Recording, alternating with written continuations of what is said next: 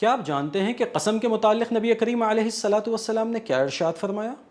نبی مکرم صلی اللہ علیہ وسلم ارشاد فرماتے ہیں لا تحلفوا بآبائکم ومن کان حالفا فلیحلف باللہ۔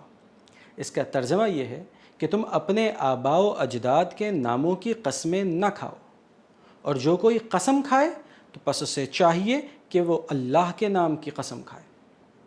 زمانہ جاہلیت میں لوگ اپنے آباء و اجداد کے ناموں کی قسم ان کی تعظیم کی بنا پہ کھایا کرتے تھے۔ نبی مکرم صلی اللہ علیہ وسلم نے امت کو اس بات کی تعلیم دی کہ حقیقتاً تعظیم یہ صرف اللہ تبارک و تعالیٰ کے لیے ہے، لہٰذا صرف اور صرف اللہ کے ناموں کی اور اس کی صفات کی قسم کھائی جا سکتی ہے۔ یہاں پہ ایک بات ذہن نشین رہے کہ عام طور پہ لوگ قسمیں کھاتے ہیں اس انداز میں کہ تمہارے سر کی قسم، یا اپنے بچوں کی قسم، یا ماں باپ کی قسم۔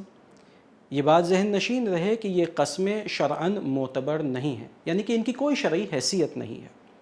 لہٰذا جب قسم کھائی جائے گی تو اس انداز میں کھائی جائے گی کہ اللہ کی قسم یا رحمان کی قسم۔ یوں ہی ایک اور بات ذہن نشین رہے کہ زیادہ قسمیں کھانا یہ کوئی مستحسن اور محبوب عمل نہیں ہے، بلکہ دین یہ چاہتا ہے کہ انسان اس قدر، ایک مسلمان اس قدر صادق ہو، اتنا سچا ہو کہ بغیر قسم کھائے ہی لوگ اس کی بات پر اعتبار کریں۔